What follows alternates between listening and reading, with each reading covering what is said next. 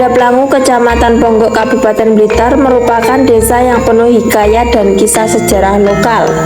Desa Dadap Langu bisa dimungkinkan ada rentetan sejarah kerajaan Kadiri, yakni kisah kasih asmara Sang Panji Asmoro Bangun atau Raja Inu Kertopati dan Galuh Condrokirono atau Dewi Sekartaji.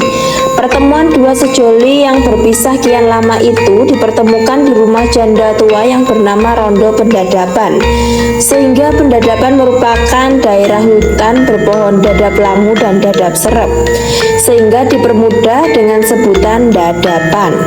Dengan kesabaran si janda yang baik hati itu hingga dingengeri sosok raja besar yang menuju kasmaran, yaitu Prabu Inu Kertopati yang menyamar lelaki sederhana yang bernama Ande-Ande Lumut.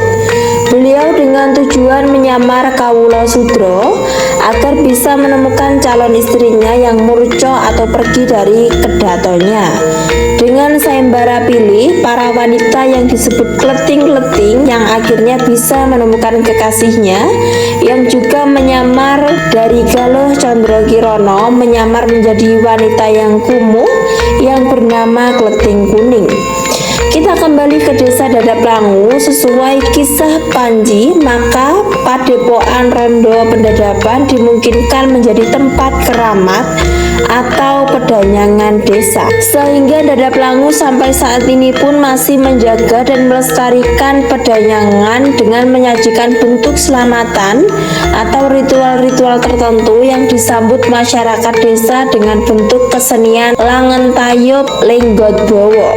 Pedanyangan itu masih menyimpan misteri mistik yang diakui. Sang penunggu pohon beringin yang sangat besar dengan sulur bergantungan, tubuh batang kayu yang membatu dengan lenggak-lenggok, serat serpian kayu menambah kesakralan dan singutnya pedanyangan itu. Pohon beringin yang kokoh dan besar menyimpan sang penunggu berbentuk harimau yang sangat besar yang membuat salah satu tetangganya ketakutan saat didatanginya walaupun bermaksud baik. Tengah nelawang di tengah lengan sama tengah pelawang buat kokoh baik. Sehingga bisa diprediksi setelah kisah Ande-Ande Lumut, warga masyarakat menjadi peradaban atau perkampungan yang dipimpin seorang demang atau pemangku dusun, tentu sesuai dengan lokasi yang viral yang disebut Jaratan Ulo atau kuburan Ulo. Mungkin saja adanya hutan belantara yang dibabat, muncul ular besar dan singkatnya dibunuh oleh para warga. Jasad ular raksasa dikuburkan di persawahan yang kini menjadi saksi bukti peninggalan leluhur yang disebut dengan Jaratan Ulo yang berada di desa Dadap Langu, Kecamatan Ponggok, Kabupaten Blitar, yang lokasinya tidak jauh dengan Pasetran Siluman Blorong yang kian ini masih melegenda. Dengan informasi dan laporan warga, maka Mbah Kendil Jopo Montro mencoba menguak Jaratan Ulo yang masih disakrakan warga Dadap Langu dan sekitarnya. Selamat sore, Mbah. Selamat sore, Mbak. Gimana, Mbah? Kita sudah lama sekali tidak melakukan pengungkapan area, dan pada sore hari ini kita akan kembali lagi, Mbah, menguak tentang Jaratan atau kuburan Ulo. Desa Dadap Langu, Kecamatan Ponggok, Kabupaten Blitar, Provinsi Jawa Timur, merupakan desa yang penuh dengan misteri, desa yang penuh dengan sejarah dan hikayat yang begitu indah sekali. Karena desa itu ada kisah-kisah sesuai dengan cerita-cerita kisah Panji di Kerajaan Kediri, yaitu Prabu Inu Kertopati atau Ande-Ande Lumut. Sehingga desa itu meninggalkan sejarah-sejarah yang aneh sekali. Bahkan banyak sekali warga yang menyaksikan adanya gaib berupa bentuk-bentuk astral, terutama adalah merupakan bentuk-bentuk ular yang sangat besar sekali. Ada lagi yang mereka menampakkan atau mereka melihat secara langsung, menyaksikan bentuk yaitu dapat dikatakan blorong, badannya ular, tubuhnya wanita yang cantik. kita banyak saksi-saksi di masyarakat ini, dan saya juga pernah melihat secara langsung, tidak waktu malam tapi waktu siang hari. Namun tidak berwajah manusia, hanya ular yang sangat besar sekali yang melintasi aspal atau jalan raya. Sehingga dengan itulah kami penasaran sekali bahwa kita juga menemukan tempat yang dianggap mistis, yang dianggap itu wingit, yang dinamakan Jaratan Ulo. Jaratan itu bahasa Jawanya dapat dikatakan yaitu kuburan. Artinya Jaratan Ulo sama juga dengan kuburan Ulo. Sehingga bagaimanakah kisah-kisah ini kita akan menguak kepada masyarakat bagaimana terjadinya ular yang sangat besar dikubur di area ini, sehingga area ini menjadikan wingit. Kemudian lambat laun tempat ini dijadikan pemakaman yaitu manusia umum atau pemakaman manusia atau kuburan manusia, sehingga semakin lama di daerah ini juga semakin terkenal sekali karena adanya kewingitan atau kejadian-kejadian yang aneh. Namun kita berbalik kepada masyarakat bahwa di sekitarnya ada persawahan yang begitu subur. Masyarakat percaya bahwa orang-orang di sekitar ini tidak ada masalah apabila berdampingan dengan sosok-sosok astra atau bangsa halus yang ada di sekitar sini. Masyarakat di sini juga paham, kadang mereka memberikan bentuk-bentuk ayam dibuang di sini, dan ayam itu semakin besar, dalam arti mungkin mereka memberikan makan kepada ular-ular dalam bentuk siluman. Sehingga ayam-ayam yang berkeliaran mereka tidak berani membunuhnya, dan mereka akan hidup di sawah ini, dan kadang juga dikasih makan oleh orang-orang di masyarakat sini. Kita akan mengungkap pada waktu siang ini, semoga nanti kita akan menjadikan hiburan kepada teman-teman kita. Bahkan kita juga tertarik sekali kepada tempat-tempat ini. Semoga tempat ini menjadikan sejarah desa dan merupakan aset desa, dan merupakan hiburan-hiburan segar kepada kita, bahwa yang namanya gaib itu berada di mana-mana, dimanapun pasti ada gaib, dimanapun pasti ada pewujudan sosok-sosok bentuk astra atau sosok bangsa halus dimanapun, karena kita hidup berdampingan dengan makhluk-makhluk Tuhan yang bersifat yang tidak dapat dilihat oleh mata atau dapat dikatakan bangsa gaib. Kita akan mendekati ke tempat itu, teman-teman. Bagaimanakah pewujudan yang dinamakan yaitu area atau tempat situs yang dinamakan kuburan Ulo. Mari kita saksikan, teman-teman. Mari teman-teman tonton video ini sampai selesai. Lo tadi penjam Penasaran? penelusuran atau pengungkapan. Tanjane kok jamnya ngomongnya kok isune wong Jowo, beritane yang Jawi. Tanjane enten penunggune ular, itu ulo gede. Dasi wong apa lho, Pak? Pundi? Ler niki nomor mriko? Niki. Wah, tenan. Iki Nggih. kita kungan tunggang ngetan di bulan sandan desa sini. Bapak kereng ini. Kalian itu. Padahal pundi Pak niki? Iya. Ego motor bedal pundi Pak? Ora iso no. Mlaku. Walah. Niki ngalor ya, ini kan jagung. Jagung. Kalenan ya. Lare jagung terus lorena kan kolonjono gitu. Sing etan lombok bulan jagung. Buane ngaten kolonjono spektok pas. Iki kolonjono iki kali cuk iki sampean golek iki. Tengare suket katelan gitu ya. Wah niku kan undan apa niku wonten tengerane watu napa mboten mboten. Kan. Namung kali biasa niki. Iki kencenge kali niki. Oh, ngoten nggih. Jadi mboten teng jam mriku malah. Buatan mereka buatan enten sing nunggu. Oh, ngoten nggih. Nah mereka sing nunggu ora nunggu nih sok-sok. Belum nanti semer pikir rambutnya sama enten. Ayo kenceng. Yo kenceng sekali kan. Aya nek wau kula konsultasi teng mriku, survei-survei sanjane tau mambu telo ngono Pak. Dalam mriki. Mamah mriki. Ini pula pacine kecap setengah 6 magrib. Ngambune wong betul telo, tapi sing betul telo senes kok tenan iku. Oh, ngoten. Ini rasa blorong kok sama ngomongin. Lorong ini ku. Nah nggih. Itu kan sirai tiang. Nggih, samenten niki tiang. Nggih, terus niki ngoten. Tapi lek riyen lek dereng malih duka. Sisike sak menten ngeten niki, niki ijo apik terus niki enten stripe kuning gilar-gilar. Ngoten.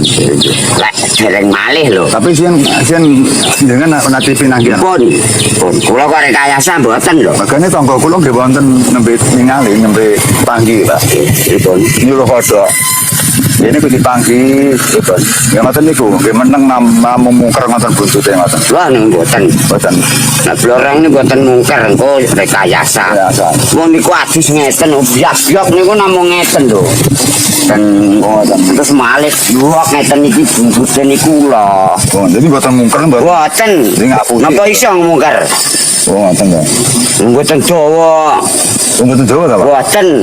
Oh, ngoten. Jadi kan ya gitu ngomong dua mungker ngoten Alah, ngapusi niku. ubah niku. Oh, berarti ora tau roh gur ngaku-ngaku roh ngoten nggih. Lorena jumatan kok men anu pada sampean nang jam 11 awan iki biak-biak. Mpun kula blokne lah kongko lek ndelok kongko rada jumatan. Kula angkat malih tapi jam 11 awan. Kan, kok malah siang nggih, Pak, nggih. Lek ne pokoke sekitar niku mungkin lek ne isu jane jam 7 lek Kemis Kliwon. Kemis Kliwon kali Kemis Kliwon lho niku urut to, Mbak? Mas wis malah dino. Boten lek Kemis Kliwon boten enten biasane Jumae legi. Ngoten lho. Tapi mboten nate napa nyi blorong ngendika napa, Mbak? Ngarung-arung mboten namung. Kula niki ngeten blorong teng mriki kula teng mriko. Nggih. Terus kula Rautane mungkin pirsa, Mbak.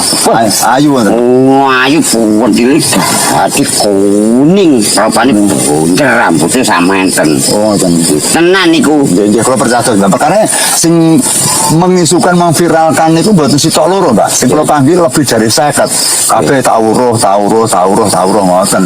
Tapi cuma bedane iki karo iki mboten padha sing dawa, sing mendhet. Lek kula semer niku dawa tapi tiange nggih saranune pun tetep.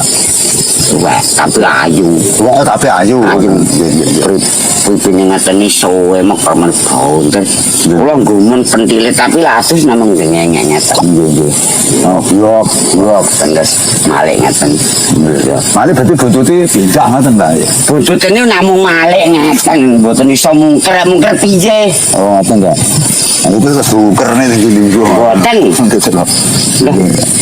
Jadi kalah karo nyoto, Mbak, nggih. Jenengan kan nyoto. Kula kok mboten percaya lek dungker. Lek ula mungker kula ngandel. Percaya, Mbak. Nggih, percaya. Tapi lek ne blorong niku wong sak menten niki sawer kok. Nggih. Asale ngungkere pripun? Oh, jadi niku boten kok tuwa wonten Boten padha karo Nggih, pokoke nggih upami kula nggih sami kula ngeten iki upami jenengan nggih sami jenengan. Mek kacake ngeten iki buntute ngeten iki nggih ngoten nggih. Oh, tentu saya wong cuma napa Pak Udin, Assalamualaikum. Nggih monggo jenengan. Nah, niku lek napa niku kaya wong iki cuma sikile ini rapat ngeten Nggih, tentu. Oh, dadi Tapi niki sak menten niki tiang. niku lek pengendikan jenengan ketok iki masuk akal. Lek kula lho niku nun sewu kok rekayasa mboten kula nalika tasih alit ngajine sunat. Kula jangan semonten niku anjing sing laku-laku serbulan batas gaser. Tapi kok isu ya ini sana wong adus ki sapa? Niku teng mriki napa mriku, Mbak? Kok tekungan iki lho. Oh, nggih. Oh, ngoten. Tapi niku donge napa niku jenenge? Jadi kok damel berdakan yang apa ngoten adus malih teng niki itu kalinan terus lere ngoten.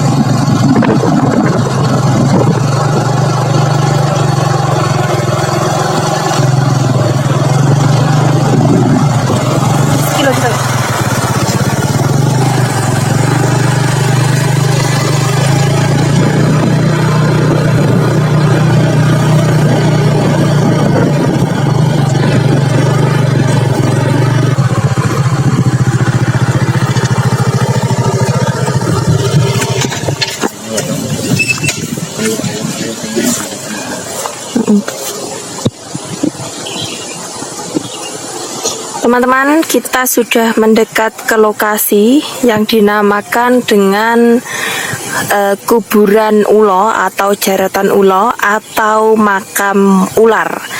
Di sini teman-teman ada sumber mata air, makanya lokasinya dekat dengan pesawahan. Mungkin dulu digunakan untuk mengairi sawah. Apalagi kalau malam hari, tentu ini akan sangat menakutkan.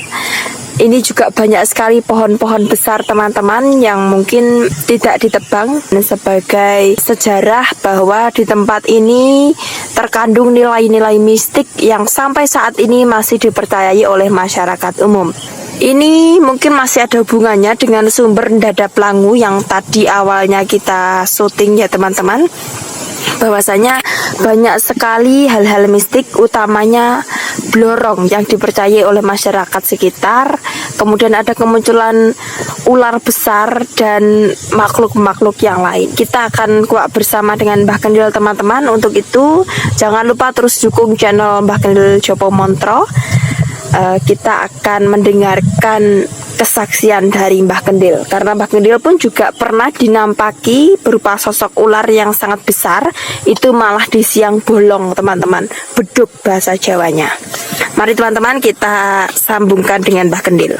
Ini dia teman-teman, ini juga sudah dipakai untuk makam umum masyarakat. Ini dulu sempat nonaktif dan sekarang sudah mulai diaktifkan kembali. Kita tahu bahwa makam ini jauh dari pemukiman warga teman-teman. Letaknya juga di dekat sumber mata air.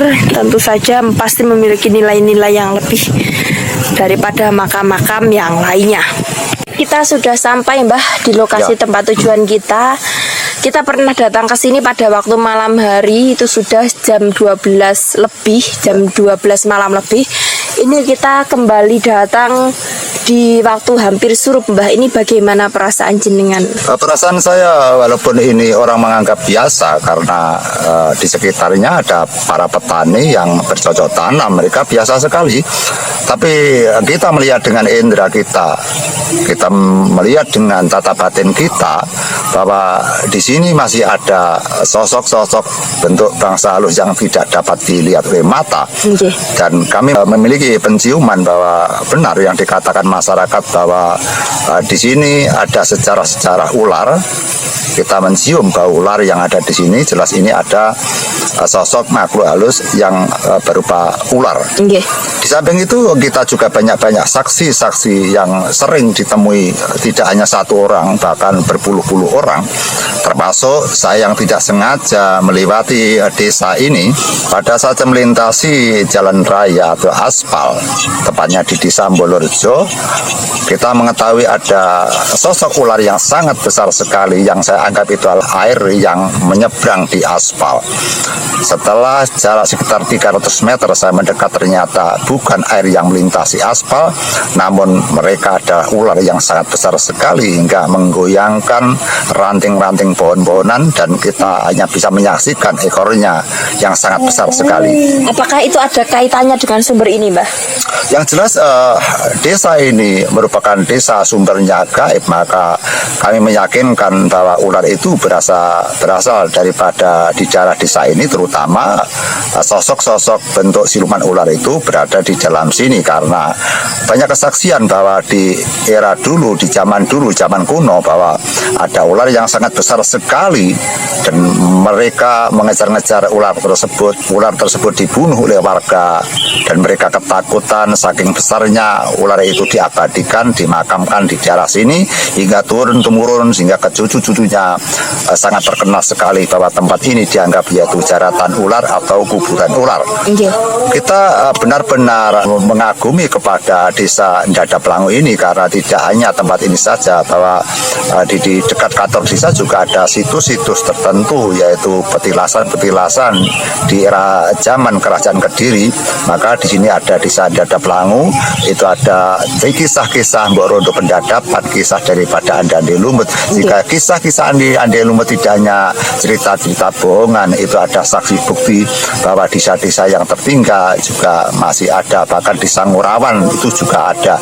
Sehingga memang sejarah Kulosa Kediri itu memang ada benar. Itu tidak hanya seperti dongeng dan hanya dongeng-dongeng anak kecil, namun memang merupakan cerita yang dikisahkan dari nenek moyang ke cucu-cucunya, sehingga cucu-cucunya juga mengingat dengan sejarah ini. Kita kembali kepada Jaratan Ulo, bahwa di daerah ini sangat terkenal sekali, bahkan masyarakat juga tidak sembrono di tempat ini, mereka juga menghargai, tidak boleh main-main. Ada sebuah kisah bahwa di sini ada ayam, yaitu yang berkeliaran di sini, kemudian ayam itu ditembak salah satu orang. Mereka yang menembak tidak jangka lama, hanya 1 minggu saja mereka langsung meninggal. Itu mereka diviralkan, habis menembak ayam yang ada di sini mereka bisa meninggal tanpa sakit dan tanpa ada masalah atau jalanan apapun. Sehingga disinilah letak tempat-tempat situs yang keramat masyarakat hendaknya untuk menghargai, karena kita hidup berdampingan yang selalu menghormati kepada cipta karya, ciptaan Tuhan Yang Maha Esa, ciptaan Allah Subhanahu wa Ta'ala, karena kita hanya manusia biasa yang semestinya kita diberi hak dan kuasa oleh Tuhan yang sama dengan makhluk-makhluk yang lain. Kita juga menghamba kepada Tuhan, bahkan makhluk-makhluk yang lain juga mereka juga bersembah kepada Tuhan, mereka juga bertakwa kepada Tuhan, dan mereka juga berbakti kepada Sang Maha Pencipta. Sehingga kita tidak boleh sombong, walaupun kita sebagai manusia yang sempurna, namun ternyata manusia juga banyak kelemahan dan kekurangan, bahkan manusia banyak kegelapan, terutama mereka bertingkah pakarti yang selalu berlumuran dosa. Sehingga disitulah letak manusia tidak dapat dikatakan manusia adalah yang paling sempurna. Ternyata manusia juga banyak sifat-sifat kemurkaan, sifat-sifat kejahatan dan sebagainya. Sehingga kita walaupun dikatakan makhluk yang sempurna, ternyata kita juga banyak sekali dosa-dosa. Apabila kita merekam jejak yang lama, bahkan saya sendiri, saya juga punya kisah-kisah yang berlumuran dosa di tahun-tahun yang lalu, atau jejak rekam yang lama.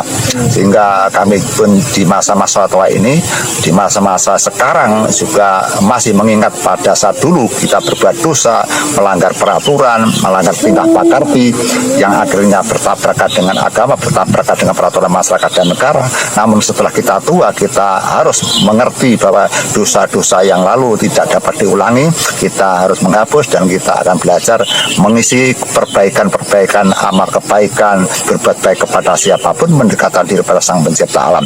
Namun tetap manusia itu memiliki kelemahan dan banyak dosa yang perlu kita sampaikan, sehingga kita benar-benar merasa tidak sempurna, kita merasa benar-benar masih banyak kekurangan dan kegelapan. Yang paling penting, dan kita di sini adalah untuk menghibur kalian semua bahwa kita masuk ke wilayah Desa Dadaplangu, Kecamatan Punggung, Kabupaten Blitar ini, kita sengaja mengungkap dengan kisah-kisah di masyarakat yang ada tempat yang dikatakan Jaratan Ulo. Ternyata disinilah letaknya teman-teman. Di tempo dulu banyak ular yang sangat besar, mereka diburu oleh berbagai masyarakat, beratus-ratus masyarakat mengejar bersusah payah. Mungkin di daerah ini masih banyak hutan-hutan belantara, namun manusia tetap punya kelebihan dan keunggulan. Akan sesakti apapun, hewan-hewan yang menakutkan tetap bisa dibunuh oleh manusia. Sesakti apapun bangsa halus atau bangsa astral yang mereka mengganggu manusia, maka manusia akan dimenangkan, karena mereka adalah manusia yang benar-benar diciptakan Tuhan, yang memiliki kesempurnaan dan kekuasaan yang sekelas tinggi. Sehingga disinilah apabila kita berserabung kepada bangsa halus atau bangsa astral atau bangsa yang lain, selama mereka tidak mengganggu kepada kita tidak perlu untuk mengganggu kepada peradaban makhluk-makhluk yang lain. Yang paling penting itu yang kita sampaikan, Mbak. Pertanyaan Bang berbicara tentang tempat-tempat wingit seperti salah satu contohnya yang kita datangi ini. Kalau mendengar suara di masyarakat kan ada yang berani, ada yang nggak berani, ada yang percaya, ada yang tidak percaya. Kalau yang tidak percaya itu pasti bahasanya ngenteng nih, gimana ndek kono nggak enak apa-apane seperti itu. Kalau menurut panjenengan Mbah, meskipun ini tergantung kepercayaan apakah akan berbahaya orang-orang yang memiliki pemikiran-pemikiran seperti itu atau gimana Mbah? Bagi saya hidup ini pilihan, dan kepercayaan itu bukan dilampiaskan kepada orang. Kita percaya kepada Tuhan, percaya kepada Sang Maha Pencipta, tidak perlu kita dipamerkan kepada yang lain, karena kita butuhnya diperhatikan Tuhan, kita butuhnya kita bisa sembung kepada Tuhan, kita adalah hamba Tuhan dan kita akan kembali kepada Tuhan. Sehingga Sehingga apabila kita mengutarakan misalkan ada yang tidak percaya, itu hak asasi setiap insan manusia, karena orang itu memang berbeda-beda, ada yang percaya dan ada yang tidak. Yang penting kita berusaha sejujur-jujurnya apa yang kita rasakan kita sampaikan, bahwa saya merasakan di sini memang ada bentuk-bentuk astral yang bersifat ular. Sehingga dan mata kepala saya langsung pernah melihat ular yang sangat besar sekali melintasi aspal, dan itu mata saya bisa melihat. Dan ternyata pohon-pohon di sekitar guyang-guyang yang sampai beratus meter itu saya saksikan, sehingga saya sampai tercengang-cengang. Dan kemungkinan itu bukan ular biasa. Kalau ular biasa jelas menghebohkan masyarakat. Ternyata setelah saya ditunjukkan pawujudan ular, tidak ada masyarakat itu yang menghebohkan. Tapi sebelumnya memang tempat itu pernah diperlihatkan, dipawujudkan. Ada orang yang bernama Pak Senen, mereka merumput di situ dan mereka duduk di kayu yang lapuk. Ternyata kayu itu bisa berjalan, ternyata bukan kayu, dan itu ternyata ada ular yang sangat besar, dan mereka lari ke birit-birit. Pak Senen melarikan diri ke sebelah tetangganya, yaitu lari kepada rumahnya Pak Banjar, dan mereka menceritakan mereka baru duduk di atas ular yang sangat menakutkan. Itu yang dapat kita sampaikan, dan Pak Banjar pun juga masih ada. Pak Banjar juga pernah bercerita kepada saya, dan masih banyak sekali sosok-sosok ular yang ditampakkan di masyarakat baik pagi, siang, sore, dan malam. Bahkan ada yang jam 12 malam mereka juga diketahui wujudnya, badannya manusia, perempuan cantik, badannya ular. Namun saya hanya mengetahui bentuk ular saja, tidak tahu badannya dan tidak tahu kepalanya. Ya kita hanya tahu bentuk ular yang sangat besar. Mereka menampakkan gerakan-gerakan di sekitar alam semesta, dan kita mengetahui dari jauh seperti air yang menyeberangi aspal. Disinilah teman yang kita sampaikan, kita berusaha sejujur-jujurnya apa yang kita rasakan, apa yang kita lihat, saya sampaikan. Walaupun pada saat ini kita tidak bisa meliput apa yang kita maksud ular yang sangat besar atau ular raksasa, namun namanya gaib tidak semudah kita syuting atau kita ambil. Kita jujur bahwa tidak mudah bangsa gaib bisa dimasukkan ke layar kamera. Tidak semua makhluk bisa diambil gambarnya. Saya sangat kesulitan sekali untuk mengambil gambar-gambar dalam bentuk astral. Kita ke sana kemari, ke tempat wingit-wingit pun kita hanya ditunjukkan dalam bentuk bola api, cahaya, dan sebagainya. Tapi pewujudan yang aneh-aneh kami belum bisa meliput secara gamblang, dan kita belum bisa menyaksikan berbicara kepada bangsa-bangsa halus. Adapun ada teman-teman yang punya kemampuan seperti itu, mungkin mereka memiliki ilmu yang melebihi daripada saya. Saya ucapkan sejujurnya, kami berkali-kali ke tempat wingit manapun, kami tidak pernah bisa menyuting atau meliput bentuk astral yang sesungguhnya. Namun kami tanpa syuting justru sering bertemu kepada makhluk-makhluk astral yang berbentuk manusia, yang berbentuk seperti peri dan sebagainya. Kami berkali-kali berjumpa seperti itu. Ketepatan kami tidak bawa kamera, dan ketepatan kami pada saat itu belum ramai seperti api zaman sekarang. Ya, kami pernah didatangi sosok-sosok bangsa halus yang seperti manusia, dan mereka bisa diajak bicara, namun hanya sekilas saja, sekitar 1 menit atau 2 menit saja. Sehingga kita belum pernah mengadakan yang bersifat bentuk astral yang aslinya. Namun kami juga siap apabila ada tempat yang mungkin wingit dan kami diundang, kami siap untuk menghadapi dalam bentuk apapun. Kita akan membuktikan bahwa seperti apakah bentuk-bentuk astral yang sesungguhnya. Kami siap menghadapi dalam resiko apapun. Namun kita berusaha semaksimal mungkin, kita akan jujur. Kalau ada ya ada, kalau tidak ya tidak. Kita enggan sekali apabila kita menipu kepada teman-teman, misalnya kita pakai kostum, karena faktor-faktor seperti itu nanti akan merugikan kita, dan kita akan merasa ditipu, sehingga penyajian kita tidak memuaskan. Hanya inilah kemampuan kami, hanya itu yang kami laporkan, dan hanya itu yang kami sampaikan. Sehingga semoga panorama ini, situs ini menjadikan hiburan kepada kita semua. Saya minta maaf apabila ada kesalahan saya yang tidak kami sengaja. Ihdinas siratal mustaqim. Wassalamualaikum warahmatullahi wabarakatuh. Sugeng rayu kang winangi. Terima kasih. Salam.